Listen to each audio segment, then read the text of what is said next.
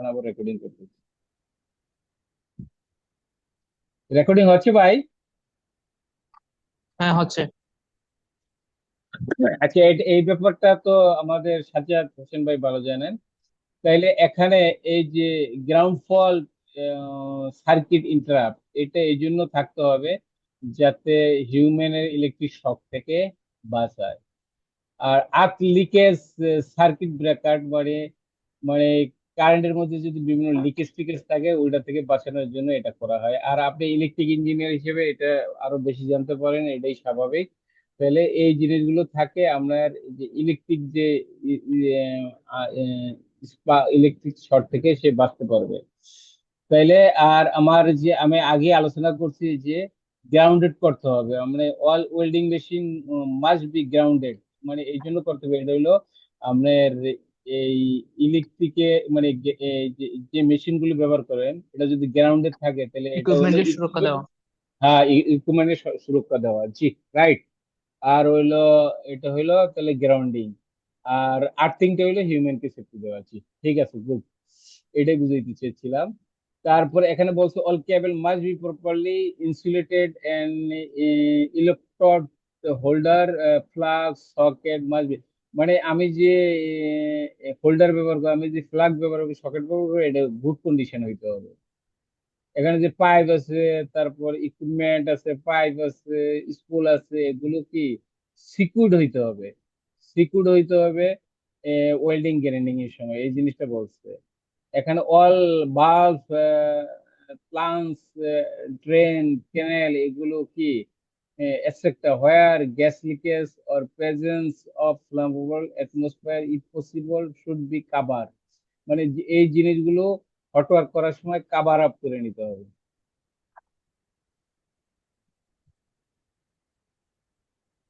আচ্ছা, এখানে হয়তো আর একটা ওয়ার্কিং হাইডে আবার ওই রকম বয়ান হবে, ওই যে রাফসানজানি ভাই বলছে এটার মূল হট ওয়ার্কের উপর কিছু বেসিক কথা মানে ওয়ার্কিং হাইডের উপর বেসিক কথা হবে, পরে ব্রিফিং হবে।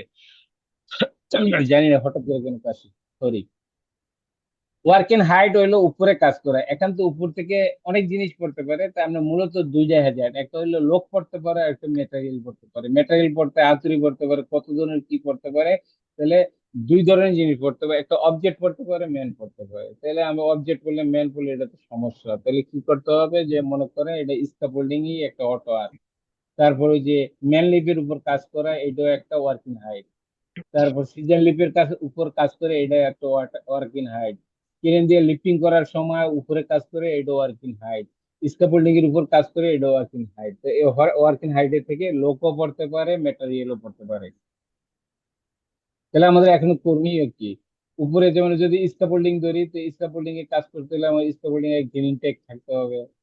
ওখানে স্ক্যাফোল্ডিং এ অনেক কম্পোনেন্ট আছে, স্ক্যাফোল্ডিং এ স্ক্যাফোল্ডার যারা কম্পিটেন্ট আছে এরা চেক টেক করে পুরো স্ক্যাফোল্ডিং ঠিক আছে যে গ্রিন টেক লাগাই দেওয়া যায়। তার মানে আমি গ্রিন টেক দেখলে মনে করবো যে স্ক্যাফোল্ডিং ঠিক আছে, আমি তো স্ক্যাফোল্ডার না, আমার তো সব চেক করা সম্ভব না, কিন্তু আমি একটা দেখে মনে করে নিব যে সব ঠিক আছে। এক, দুই হলো যে স্ক্যাফোল্ডিং এ কাজ করলে আমি যে যাব উপরে এক্সেস হয়ে থাকতে হবে, এটা হলো 2 নম্বর। 3 নম্বর হলো স্ক্যাফোল্ডিং এ কাজ করলে বাধ্যতামূলক স্ক্যাফোল্ডিং মানে ফুল বডি হার্নেস করতে হবে। স্ক্যাফোল্ডিং এ কাজ করে ফুল বডি হার্নেস বললেন পয়লা গিয়া আপনি কি প্ল্যাটফর্মে স্ক্যাফোল্ডিং প্ল্যাটফর্মে গেছেন, ওখানে স্ক্যাফোল্ডিং ফুল বডি হার্নেস সাথে ইয়া থাকে, লেনিয়ার থাকে, মানে কানেক্ট, মানে কি বলে, মানে স্ক্যাফোল্ডিং এর যে কানেক্ট গুলো, ওই কানেক্ট গুলো ওখানে 100% টাই আপ করতে হয়। তারপর স্ক্যাফোল্ডিং এর উপরে মিড রিল থাকে, টপ রিল থাকে যাতে লোকটা না ফিরে যায়। আর নিচে দিয়ে টু বোর্ড থাকে যাতে পা টুস করে না যায়। তো এই জিনিসগুলো আমার চেক করতে হবে। তারপর উপরে কাজ করলে একদম আমরা একেবারে সোজা উপরে উঠতে হয়, তখন 3 পয়েন্ট কন্টাক্ট মেনটেন করতে হয়, 2 পা, এক হাত, এক হাত, 2 পা, এরকম মেনটেন করে মানে আমরা এই যে হুকটা আছে স্কেবোল্ডিং এর হুক, আপনি খুললেন, দুইটা হুক থাকে, একটা খুললেন আর একটা লাগানো অবস্থা থাকবে, কেননা আপনি যে কোনো সময় পুড়ে দিতে পারেন। তো একটা তো লাগানো অবস্থায় আছে, একটা খুলছেন, পুড়ে গেল আপনি কি দুইটা থাকবেন। তারপর আপনি যেটা খুললেন ওইটা লাগানোর পর যেটা লাগানো আছে এটা খুলে এইভাবে যাইতে হয়, এইভাবে এটা 3 পয়েন্ট কন্টাক্ট বলে। তো এই ওয়ার্কিং হাইডে এইটা হয়। তারপরে যদি এটা ইয়ে হয়, মেন লিফ হয়, সেক্ষেত্রে অন্য ধরনের কন্ট্রোল মেজার হবে। ওখানে 128 কেজির বেশি নেওয়া যাবে না, চারদিকে ভেরিফিকেশন থাকতে হবে, মেন ইন্সপেকশন থাকতে হবে।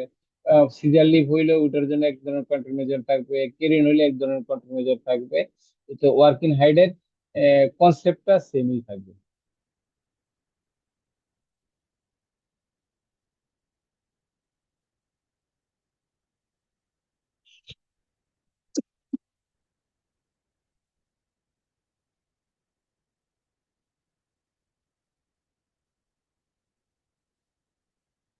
এখানে প্রিকশন মানে সাবধানতা আছে, কিন্তু সেফটি সাইডে এই শব্দটা কন্ট্রোল মেজার বলে।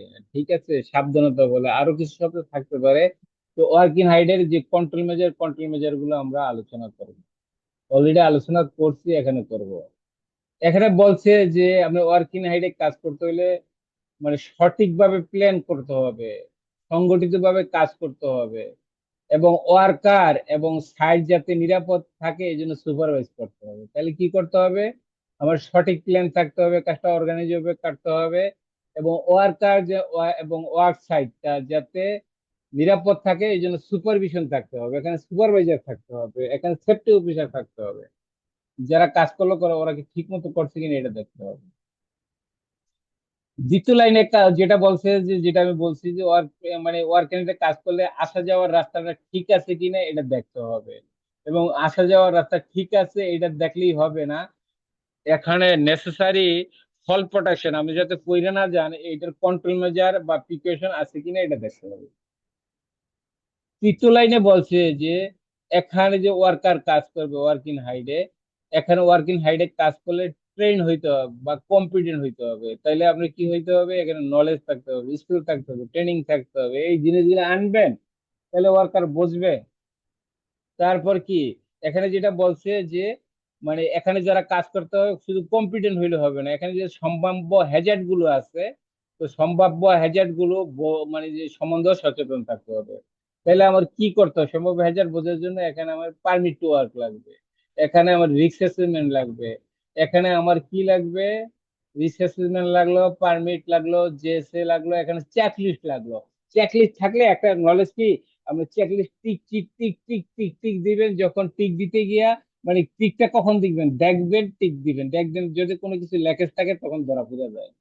এই জন্য মানে চেকলিস্টও ইম্পর্টেন্ট। আর পারমিট কি, পারমিটে তো আপনি হ্যাজার্ড রিস্ক কমাইছেন, এটা আমরা ওখানে অলরেডি বলছি, রিস্ক অ্যাসেসমেন্ট রিস্ক কমাইছেন এটা দেখছি, জব সেফটি রিস্ক কমাইছে এটা দেখবেন। 4 নম্বর লাইনে বলছে যে এখানে ওয়ার্কিং হাইডে কাজ করতে হইলে আপনি অ্যাপ্রোপ্রিয়েট ফল রেস্ট্রিক্ট সিস্টেম লাগবে। মানে অ্যাপ্রোপ্রিয়েট মানে পিপি তো আছে, পার্সোনাল প্রোটেকশন অলরেডি বলছি। এখানে এক্সট্রা যেটা লাগবে সেফটি হার্নেস লাগবে, সেফটি নেট লাগবে। এখানে উপরে যারা কাজ করে একটা হলো আপনি সেফটি হার্নেস দিয়া 22 মিনিট ঝুলে থাকতে, মানে 30 মিনিট ঝুলে থাকবে, এটার মধ্যে আপনারা মেন লিফ বা যে কোনো জিনিস দিয়া ইমার্জেন্সি টিপ আমরা উদ্ধার করলো। এখানে অনেক আছে যে 10 মিটার উপরে হয়ে গেলে তখন এই ফুল বডি হার্নেসটা একটা সেফটি গেল, আবার সেফটি নেট বললেন আপনি, উদা যদি ফেলিওর হয় তো সেফটি নেটের মধ্যে আপনি কিভাবে থাকবেন এটা আমি পরে দেখাবো, এই পিকচার দেখাবো। এই জিনিসগুলো আপনারা মনে রাখবেন, তাহলে আমি দেখাবো, দেখাইলে জিনিসটা আপনি সেফটি নেটটা কি এবং এটা যদি বাস্তবে দেখেন তাহলে আর তো ক্লিয়ার হইলেন না। তো এই জন্য এই জিনিসগুলো দেখাবো। এখন আমার ক্লাস নিচ্ছি তো, আর আজকে জুমে সমস্যা করতেছে। এখানে বলছি যে ফুল বডি হার্নেস যে পর্ব, শুধু ফুল বডি, এইটা আমি একটু সরাই দিই। এখানে দেখেন এই যে ফুল বডি হার্নেস এর কথা বলছে, এন্ড একটা টু এ সিকিউর এনক্লেভ, যে ফুল বডি হার্নেস সে পড়ছে, এই ফুল বডি হার্নেস। আর এই যে সে 100% টাই আপ করছে। আচ্ছা, সাজাদ ভাই, এই যে আমার কার্সরটা দিয়ে দেখাইছি কিভাবে 100% টাই আপ করছে, এটা কি দেখা যায়? সাজ্জাদ ভাই বলেন, রাফসান ভাইও বলেন। জি, দেখা যাচ্ছে। এই যে এইটা যে এই যে ফুল বডি হার্নেসের যে কানেক্ট করছে, এই কানেক্টর এটারে 100% টাই আপ বলে, আর এটারে ফুল বডি হার্নেস বলে, এই আর কি। তাহলে এইভাবে আমার করতে হবে। তাহলে বলছে যে ফুল বডি হার্নেস পড়লে হবে না, 100% টাই আপ করতে হবে। আবার এই 100% ফুল বডি হার্নেস না পরলে হবে না, এর নিচে আবার সেফটি নেট থাকে। ও তো পড়ে যেতে পারে, সেফটি নেটের মধ্যে যাতে সে থাকে, নিচে না পড়ে যাতে অ্যাক্সিডেন্ট ইনসিডেন্ট না হয়।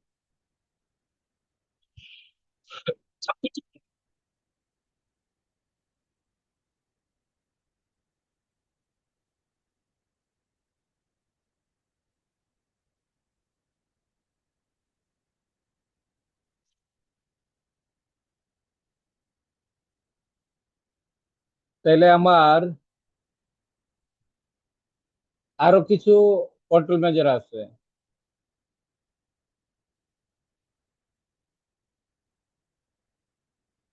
আরো কিছু কন্ট্রোল মেজার কি এখানে বলছে যে আপনি যে হেলমেট পরবেন, হেলমেটটা পরলেই হবে না, এটা টাই আপ থাকতে হবে, 100% টাই আপ থাকতে হবে, এই কথাটা বলছে।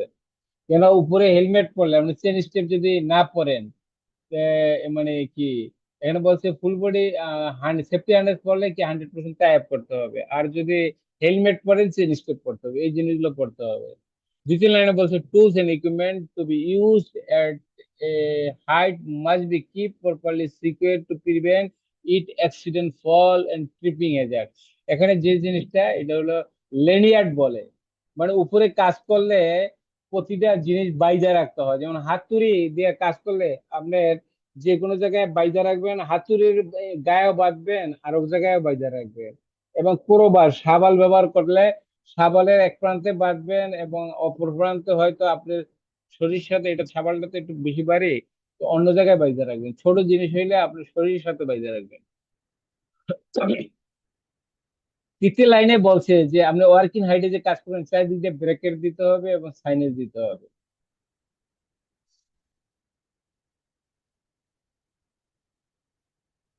এই যে ম্যান বাস্কেট, আমি থার্ড টার্মিনালে দুইটা কোম্পানিতে কাজ করছি। একটা হলো জিংগং স্কেল, যে এই যে বিল্ডিংটা করছে, বিল্ডিং এর উপরের যে ছাউনিটা করছে, এটা হলো একটা চায়না কোম্পানি। আর একটা করছি হুন্ডাই মৌসে, দুইটা কোম্পানিতে কাজ করছি। তো ওই আমাদের ম্যান বাস্কেট মানে এই এয়ারপোর্টে আমাদের কোম্পানিতে ম্যান বাস্কেট সবচেয়ে বেশি ব্যবহৃত। মেন বাস্কেটটা কখন ব্যবহার হয়, মানে আপনার দরাছোয়ার বাইরে উপরে না লোক যেতে পারবে না, যাওয়ার কোনো রাস্তা আছে, সেখানে এই মেন বাস্কেটটা কেরিনের হুকের সাথে বাঁধতে হয়। আর মেন বাস্কেটের ভিতরে দুইজন লোক যাতে থাকতে পারে, মেন বাস্কেট পরে যেমন ওয়েল্ডিং করবে একটা মানে টাচ, লোহার সাথে আর একটা লোহা যখন কানেক্ট করবে তখন সে দুইজন লোক নিয়ে যাবে, তার পার্সোনাল প্রোটেক্টিভ ইকুইপমেন্ট তো করবে, ফুল বডি হার্নেস করবে। এবং সে এই মেন বাস্কেটের উপর থাইকাই ওই যে দুইটা জোড়া দিয়ে আসবে। এখানে বলছে যে কি বলছে যে এখানে তাহলে তার পার্সোনাল প্রোটেক্টিভ ইকুইপমেন্ট তো পড়তে হবে, হেলমেট যখন পরবে চেন স্টেপ পরবে, তারপর ফুল বডি হার্নেস পরবে, এইভাবে গিয়া দুইটা লোহা একসাথে কাজ করে দিয়া পরে আবার কেরিনের যে হুক আছে, হুকের নিচেই তো সে মেন বাস্কেটটা আছে, এবং মেন বাস্কেটের ভিতরে দুজন লোকও আছে, এবং ওয়েল্ডিং করার জন্য বা কানেকশন দেওয়ার জন্য যে ইকুইপমেন্ট গুলো এইডো আছে, সেই কাজটা করার জন্য কেরিনের মধ্যে যে গেল তখন এই মেন বাস্কেটটা ব্যবহার হয়। আর স্লিপিং রূপ হইলে ওই যে আনপ্রোটেক্টেড সাইড আছে, মানে কোনো সাইড এরিয়ার মধ্যে কাজ করলে ওখানে আপনার 6 ফিট বা 1 মিটার ফুল বডি হার্নেস করতে হয়। শুধু ফুল বডি হার্নেস পড়লে হবে না, ওখানে ইয়া থাকে কি বলে, আপনি লাইফ লাইন থাকে, লাইফ লাইনের সাথে আপনার ওটারে ইয়া করতে হবে, হুক আপ করতে হবে। এবং সে যদি এরপরে হয়ে যায় সেফটি নেট থাকতে হবে। এইভাবে আমাদের কাজ করতে হবে ওয়ার্কিং হাইডে, কিসে ওয়ার্কিং হাইডে।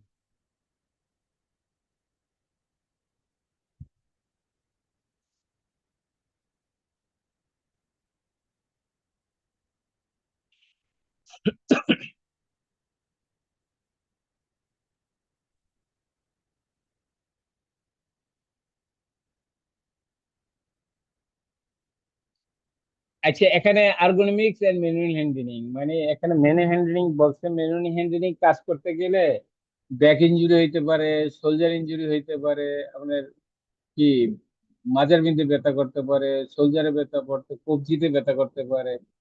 ম্যানুয়াল হ্যান্ডলিং এ মনে রাখবেন যে একজন লোক ইন্টারন্যাশনাল নিয়ম অনুসারে 20 কেজির বেশি নিতে পারবে না। একজন লোক 20 কেজির উপর বেশি নিতে পারবে না। মেন হ্যান্ডিং এর সময় তার কি করতে হবে, হ্যান্ড গ্লোভস পরতে হবে। মেন হ্যান্ডিং এর সময় এই দুইটা কথা বলেন তো, রাফসানজানি ভাই, এই দুইটা কথা শিখলেও তো আপনার ক্লাসটা আজকে হয়ে গেল। মেন হ্যান্ডিং এর সময় কয় কেজির বেশি নেওয়া যাবে না বলেন তো? 20 কেজি, 20 কেজির বেশি ক্যারি করা যাবে না। 20 কেজির বেশি নেওয়া যাবে, এটা ইন্টারন্যাশনাল ল। 20 কেজির বেশি হইলে দুইজন লাগবে, সাজে পেয়ে যায় না। আর মেন হ্যান্ডিং এর সময় হ্যান্ড গ্লোভস পরতে হবে। মেন হ্যান্ডিং এর সময় আপনি যে মালটা ধরবেন শক্তভাবে ধরতে হবে।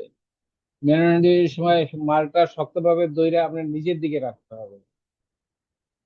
তারপর মেন হ্যান্ডিং এর সময় কি, পাটা শক্ত করে রাইকা মালটা কাছাকাছি আনতে হবে। তখন যখন মেন হ্যান্ডিং এর সময় মালটা নিয়ে অন্য কোথায় যাবেন, তখন দেখবেন যে আপনার পাটা শক্ত অবস্থানে আছে কিনা। আপনি যখন নড়বেন পাটা কি মালটা নামানোর সময় শক্তভাবে 10 সেন্টিমিটার দেবেন। মেন মেন হ্যান্ডিং এর সময় জোর খাটানো যাবে না, জোরে মাল নেওয়া যাবে না। মেন হ্যান্ডিং এর সময় পার্সোনাল প্রোটেক্টিভ ইকুইপমেন্ট গুলো অবশ্যই পড়তে হবে। সারফেস থাকলে ওই সারফেস যেটা হাত কেটে যাবে ওইটা কভার আপ করে দিতে হবে। আর্গানোমিক্স এই মানে যে, আর্গানোমিক্স মানে আবার কিছু বলছেন? আর্গানোমিক্স বলতে মানে কি, মানে যদি একটু বিস্তারিত বলতে। তো আর্গোনমিক্স মানে এই যে আপনি মেনু হ্যান্ডলিং হ্যান্ডেল করার পর যে আপনার এই যে ব্যাক ইনজুরি হইলো, পিঠের মধ্যে ব্যথা হইলো, তারপরে কবজির মধ্যে ব্যথা হইলো, তারপর মনে করেন এই জিনিসগুলো শোল্ডারের মধ্যে ব্যথা হইলো, এই যে অর্গান অর্গান আছে না, বিভিন্ন মানুষের অর্গান আছে না, অর্গান মানে পার্টস, বিভিন্ন পার্টস, হাত পা মাজা শরীর, এই অর্গানের মধ্যে ইয়ে হইতে পারে, মেন হ্যান্ডিং এর মধ্যে কি তার ইনজুরি হইতে পারে। এইটাই অর্গানিক বলতে, এইটাই বুঝেছি। তারপরে যদি আপনার আরো কিছু জানা থাকে, আমি এটা আরো কিছু বোঝার থাকলে আবার নেক্সট ক্লাসে বলবো। তা আমি যতটুকু আমি জানি বুঝি, ম্যানুয়াল হ্যান্ডিং এর পরে তার যে এই শারীরিক সমস্যা হয়, মানে আমরা হাতের কবজির মধ্যে ব্যথা হইতে পারে, সোলজারের মধ্যে হইতে পারে, ব্যাক ইঞ্জুরির মধ্যে হইতে পারে, ডিজেবল হয়ে যেতে পারে, এটাই বুঝি।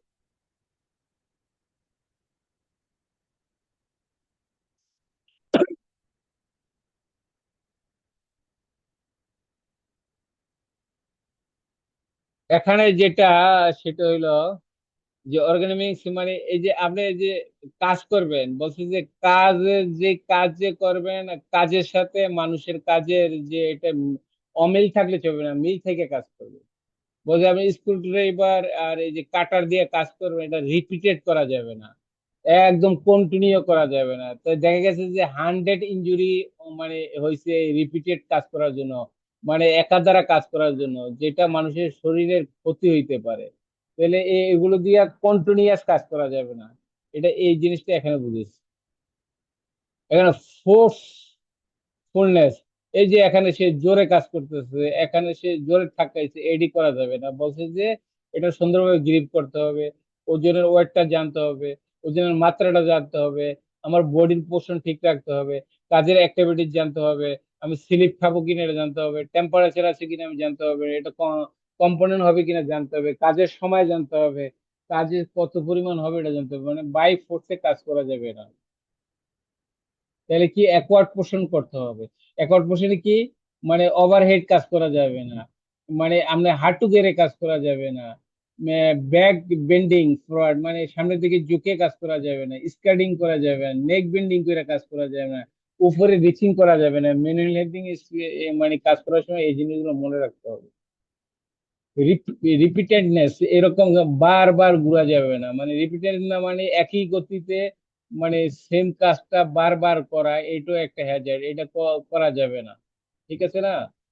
তারপর স্ট্যাটিক লোড, স্ট্যাটিক লোডের ফলে কি হয়, আপনার রক্ত প্রবাহটা কি ইয়ে হয়ে যায়, রিডিউস হয়ে যায়। তাহলে এই জন্য এই কাজটা করার সময় বেশিক্ষণ করা যাবে না।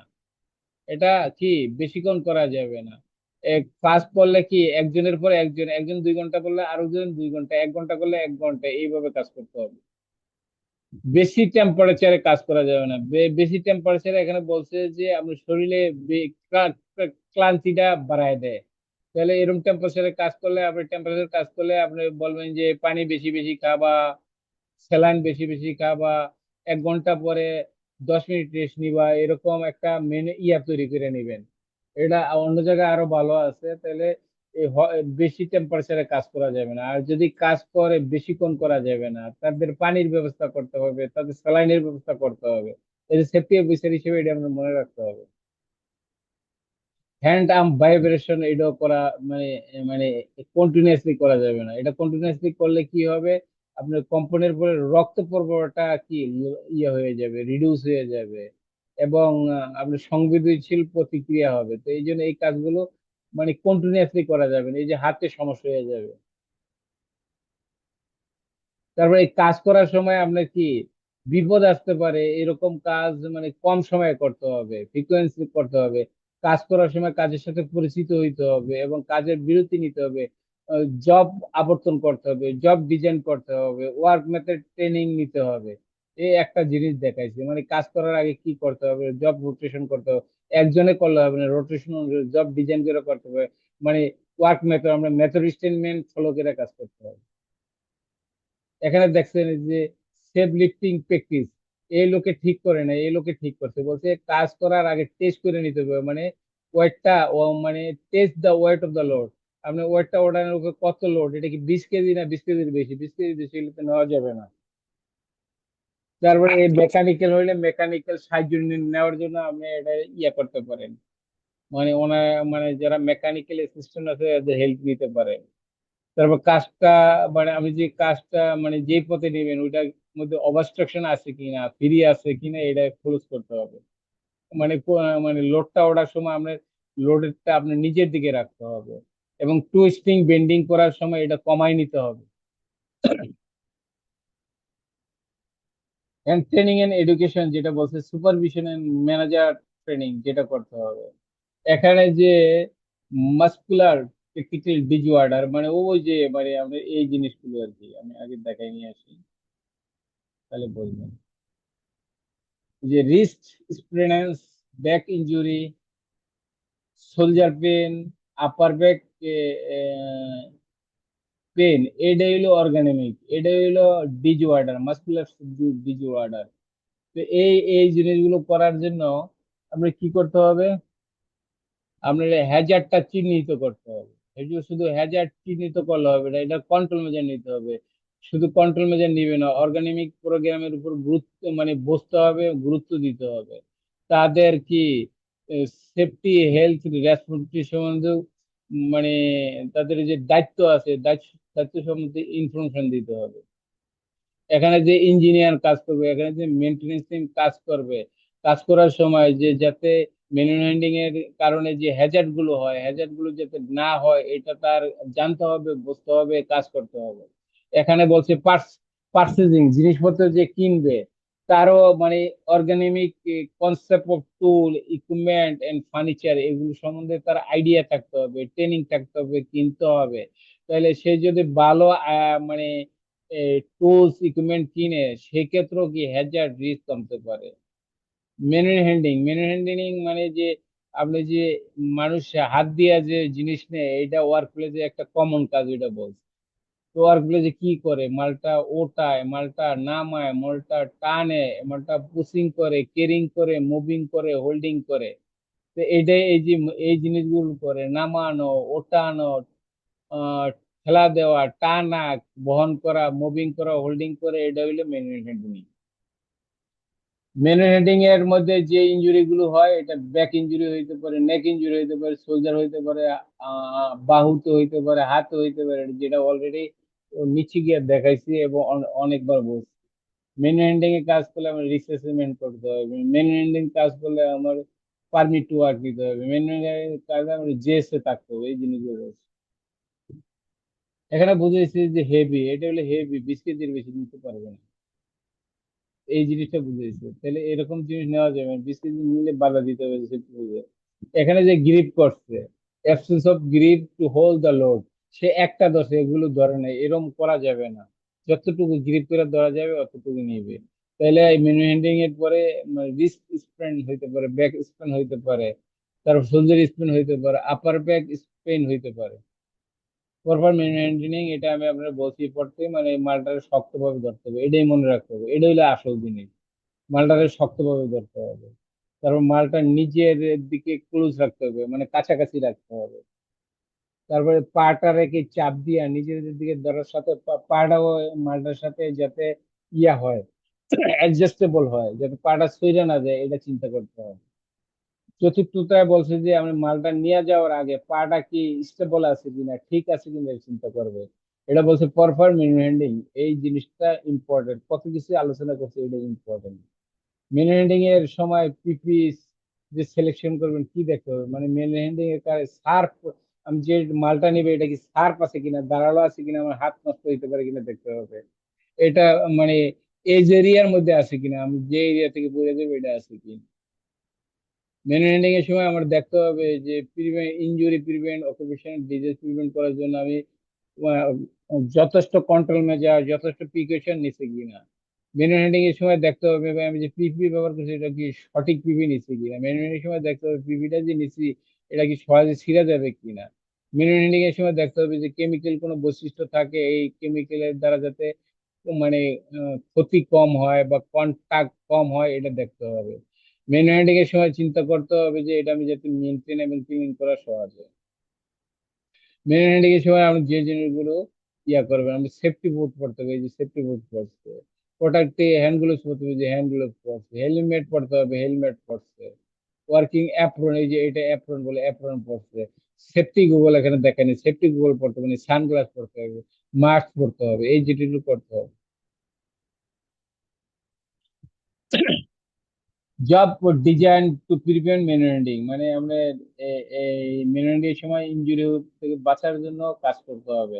আপনার যদি মানে বেজর আকৃতির মাল বা হেভি মাল থাকে তাহলে এটা একজনে নেওয়া যায় না, টিম কর্তৃক পরিচালনা করতে হবে। আমার মাসকুলার ফেটিক হইতে পারে, এই জন্য মেনুরেন্ডিং এর সময় বিরতি দিয়ে কাজ করতে হবে, বা মাসকুলার ফেটিক কমানোর জন্য বিরতি দিয়ে কাজ করতে হবে। মেন হ্যান্ডিং এর সময় যারা হ্যান্ডেলার, এটা মেনে নিয়ে হ্যান্ডেল করবে, এটা হেভি হোক লাইট হোক, এটা রোটেশন করতে হবে, মানে একজনও করবে না, রোটেশন আবর্তন করে করতে হবে। মেন হ্যান্ডিং এর কাজ করার সময় টুইস্টিং, স্টিচিং, স্টপিং এ মানে কমানোর জন্য আপনার রিঅ্যারেঞ্জ ওয়ার্ক প্লেস, মানে হাউস কিপিং করতে হবে, কাজের শুরুতে হাউস কিপিং করতে হবে, কাজের শেষে হাউস কিপিং করতে হবে। এই জিনিসটাই বুঝেছি, মাল গুছিয়ে রাখলে টুইস্টিং স্টিচিং এটি করতে ভালো হবে। মেন হ্যান্ডিং করার সময় যে হেভি লোড আছে, লোডটা আপনার কি মাজা বরাবর রাখতে হবে। মেন হ্যান্ডিং করার সময় আপনি মেকানিক্যাল হ্যান্ডলিং করবেন, এটা আপনি কি মানে নিরাপদ ভাবে করতে হবে। তারপরে package heavy material into small container, মানে যদি হেভি ম্যাটেরিয়াল থাকে এটা ছোট ছোট কন্টেনারে বাদ করে কাজ করতে হবে।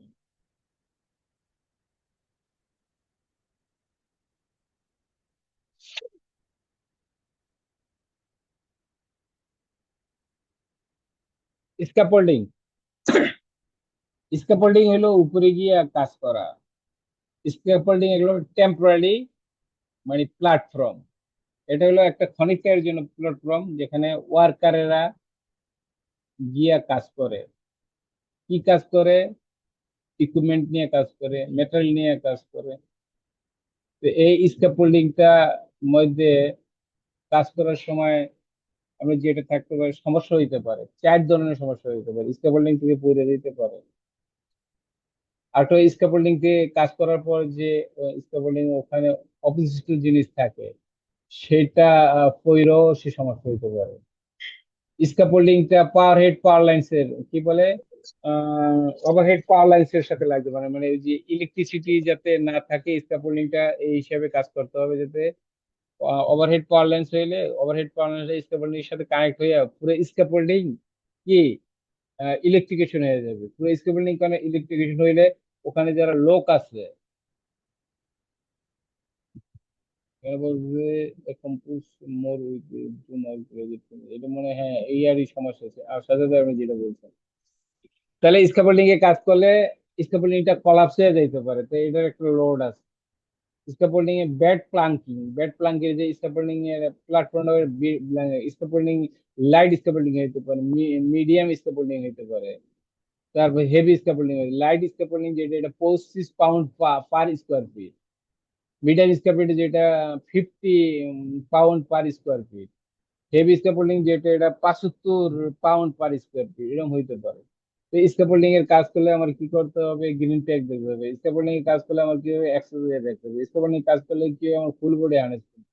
স্ক্যাফোল্ডিং কাজ করলে আমার কি হবে, 100% টাই আপ করতে হবে। স্ক্যাফোল্ডিং কাজ করলে কি হবে, আমার মিড ডিল দেখতে হবে। স্ক্যাফোল্ডিং কাজ করলে আমার টপ ডিল দেখতে হবে। স্ক্যাফোল্ডিং কাজ করলে আমার টু বোর্ড দেখতে হবে।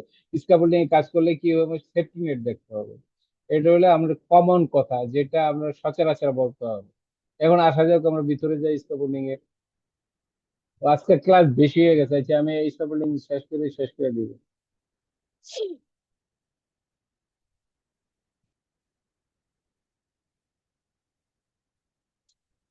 তবে স্ক্যাফোল্ডিংটা মানে elevated temporary platform, temporary work platform, এটা বলছি যে এটা টেম্পোরারি ওয়ার্ক ফ্রম, যেখানে গিয়ে ওয়ার্কাররা কাজ করে কি ইকুইপমেন্ট নিয়ে, ফ্ল্যাট নিয়ে। এটা বলছি যে এটা সাপোর্টেড স্ক্যাফোল্ডিং নিতে পারে।